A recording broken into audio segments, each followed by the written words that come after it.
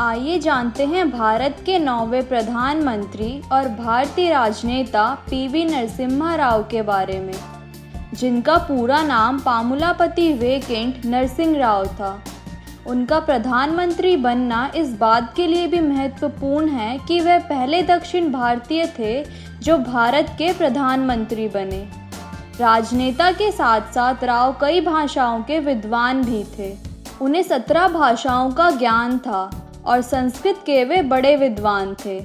PV Narasimha Rao का जन्म 28 जून 1921 को आंध्र प्रदेश के एक छोटे से गांव करीमनगर में हुआ था।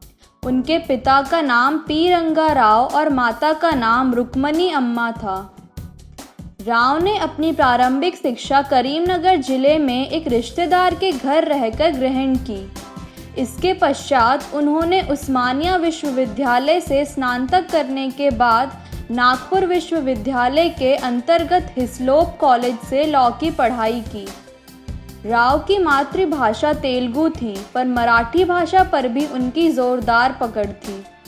8 भारतीय भाषाओं तेलुगु, तमिल, मराठी, हिंदी, संस्कृत, उड़िया, बंगाली और गुजराती के अलावा वह अंग्रेज़ी, फ्रांसीसी, अरबी, स्पेनिश, जर्मन और पर्शियन बोलने में निपुण थे। भारतीय स्वतंत्रता आंदोलन के दौरान नरसिंह राव एक सक्रिय कार्यकर्ता थे। आज़ादी के बाद राव कांग्रेस पार्टी में शामिल हो गए।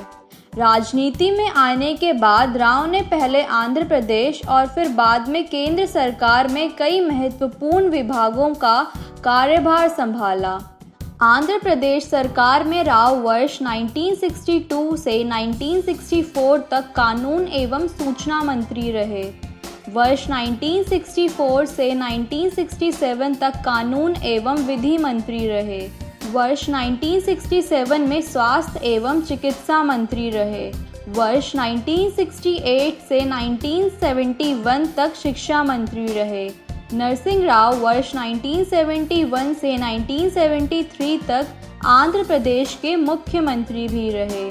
वर्ष 1957 से लेकर वर्ष 1977 तक नरसिंह राव आंध्र प्रदेश विधानसभा के सदस्य रहे और वर्ष 1977 से 1984 तक वे लोकसभा के सदस्य भी रहे और फिर राव दिसंबर 1984 में रामटेक सीट से 8वीं लोकसभा के लिए चुने गए।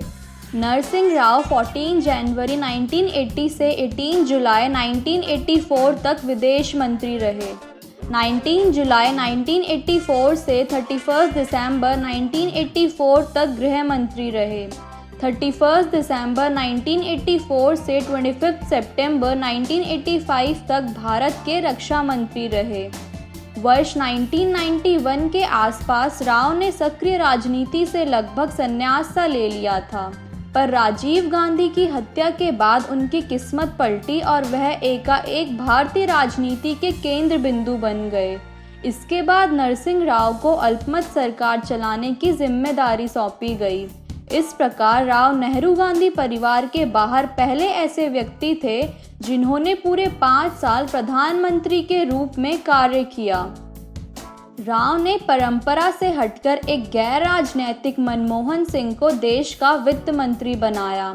उन्होंने विपक्षी दल के सुब्रमण्यम स्वामी को श्रमिक मापदंड और अंतर्राष्ट्रीय व्यापार आयोग का अध्यक्ष बनाया। यह भारतीय राजनीति के इतिहास में पहला अवसर था जब विपक्ष के किसी सदस्य को कैबिनेट स्तर का पद दिया गया हो। नरसिंह राव ने विदेशी निवेश, पूंजी बाजार, मौजूदा व्यापार व्यवस्था और घरेलू व्यापार के क्षेत्र में सुधार लागू किए।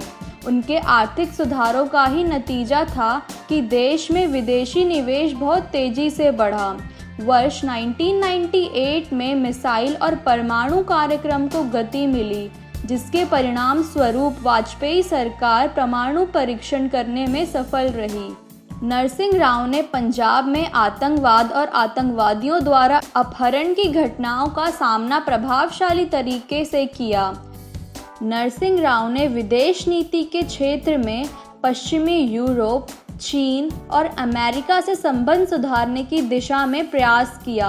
और भारत इजराइल संबंध को एक नई दिशा दी।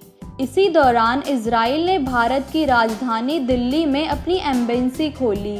नरसिंह राव ने लुक ईस्ट नीति की शुरुआत की, जिससे परिणाम स्वरूप दक्षिण पूर्व एशिया देशों से भारत की निकटता बढ़ी। 6 दिसंबर 1992 में उत्तर प्रदेश के अयोध्या शहर में स्थित बाबरी मस्जिद को हजारों लोगों की एक भीड़ ने ढा दिया।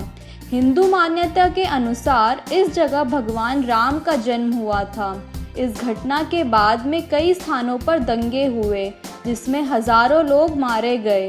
राव पर अपनी अल्पमत सरकार को रिश्वत देकर बचाने का आरोप लगा और निचली अदालत ने उन्हें दोषी मानते हुए वर्ष 2001 में 3 साल की सजा सुनाई, पर हाईकोर्ट ने उन्हें बरी कर दिया। 9 दिसंबर 2004 में राव को दिल का दौरा पड़ा, जिसके बाद उन्हें नई दिल्ली के अखिल भारतीय आयुर्विज्ञान संस्था में भर्ती कराया गया। 23 दिसंबर 2004 को उन्होंने अंतिम सांसें ली। राव जी का राजनैतिक जीवन बहुत कठिन रहा, परंतु प्रधानमंत्री बनने के बाद इन्होंने आर्थिक क्षेत्र में जो परिवर्तन किए थे वे सराहनीय थे, जिसे बाद के सभी प्रधानमंत्री ने स्वीकार किया।